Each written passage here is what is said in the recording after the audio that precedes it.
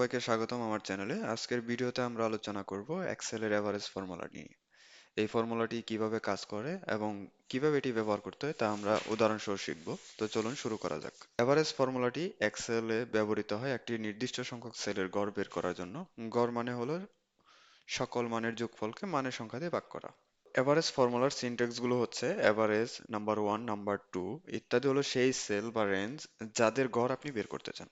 আপনি যত খুশি সংখ্যক সেল বা রেঞ্জ নির্দিষ্ট করতে পারেন এভারেজ ফর্মুলার ক্ষেত্রে। ধরুন আপনার কাছে একটি টেবিল আছে যেখানে ছাত্রদের নম্বর দেওয়া আছে। আপনি চান এই নম্বরগুলো বের করতে। ধরা যাক ছাত্রদের নম্বরগুলো এ ওয়ান থেকে এ5 পর্যন্ত সেল আছে যাদের গড় মান বের করবেন।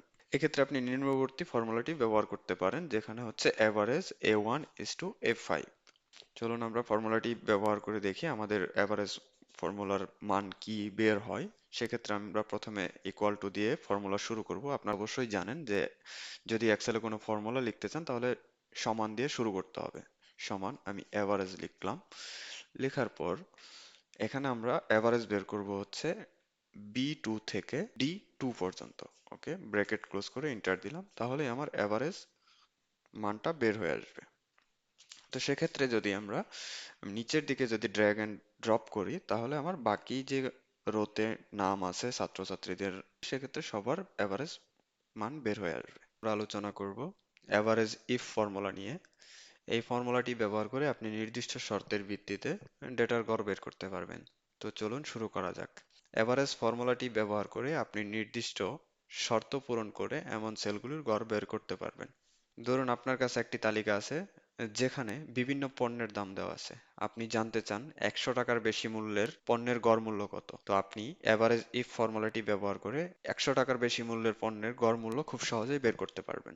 তো চলুন আমরা বের করে দেখি কিভাবে বের করতে হবে। এখানে B2 থেকে B10 পর্যন্ত রেঞ্জের মধ্যে যেসব পণ্যের মূল্য 100 টাকার বেশি তাদের গড় বের করতে হবে।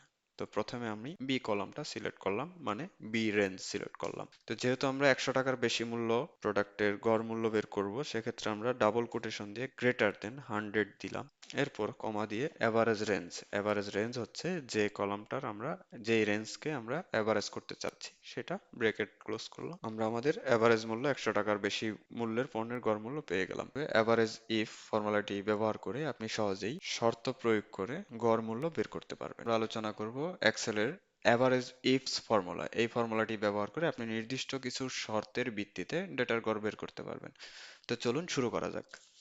এভারেজ ইফস ফর্মুলাটি ব্যবহার করে আপনি একাধিক শর্ত পূরণ করে এমন সেলগুলির গড় বের করতে পারবেন। এভারেজ ইফস ফর্মুলাটির সিনট্যাক্স গুলো আমরা একবার দেখে নিই। সেক্ষেত্রে আমরা যদি এভারেজ ইফ ফর্মুলাটি লিখি তাহলে প্রথমে হচ্ছে এভারেজ রেঞ্জ, যে রেঞ্জের গড় আপনি বের করতে চান। ক্রাইটেরিয়া রেঞ্জ ওয়ান, যে রেঞ্জে আপনি শর্ত প্রয়োগ করতে চান। ক্রাইটেরিয়া ওয়ান হচ্ছে যে শর্ত আপনার পূরণ করতে হবে। ঠিক এভাবে আপনি যত খুশি তত শর্ত দিয়ে আপনি এভারেজ গড় বের করতে পারবেন। ধরুন আপনার কাছে একটি তালিকা আছে যেখানে বিভিন্ন পণ্যের মূল্য এবং ক্যাটাগরি দেওয়া আছে। আপনি জানতে চান ইলেকট্রনিক্স ক্যাটাগরির মধ্যে 100 টাকার বেশি মূল্যের পণ্যের গড় মূল্য। আপনি খুব সহজেই এভারেজ ইফস ফর্মুলাটি ব্যবহার করে আপনার 100 টাকার বেশি মূল্যের পণ্যের গড় মূল্য বের করতে পারবেন। চলুন আমরা দেখে নিই কিভাবে এভারেজ ইফস ফর্মুলাটি ব্যবহার করতে হবে। এভারেজ রেঞ্জ, যে রেঞ্জের গড় আপনি বের করতে চান। তো প্রথমে আমরা সেই রেঞ্জটি সিলেক্ট করলাম। ক্রাইটেরিয়া রেঞ্জ ওয়ান, যে রেঞ্জে আপনি প্রথম শর্ত প্রয়োগ করতে চান। ক্যাটাগরি, যেহেতু আমরা ইলেকট্রনিক্স ক্যাটাগরি গড় বের করতে চাচ্ছি, সেক্ষেত্রে আমরা ইলেকট্রনিক্স ক্যাটাগরি আমরা সিলেক্ট করলাম, কমা ইলেকট্রনিক্স আমার ক্রাইটেরিয়া ওয়ান। এখন 100 টাকার বেশি মূল্যের পণ্যের গড় মূল্য বের করতে চাই আমরা, সেক্ষেত্রে আমরা ক্রাইটেরিয়া রেঞ্জ টু সিলেক্ট করলাম, প্রাইস, কমা double quotation, greater than 100, double quotation, bracket close. যখন এন্টার, তাহলে আমাদের কাঙ্ক্ষিত ফলাফলটি বের হয়ে আসবে। আশা করি আজকের ভিডিওটি আপনার অনেক ভালো লেগেছে। আপনি এভারেজ ইফস ফর্মুলাটি ব্যবহার করে আপনি খুব সহজেই বিভিন্ন শর্তের ভিত্তিতে গড় মূল্য বের করতে পারবেন। আশা করি আজকের ভিডিও আপনাদের এভারেজ ফর্মুলাটি ভালোভাবে বুঝতে সাহায্য করেছে। ধন্যবাদ।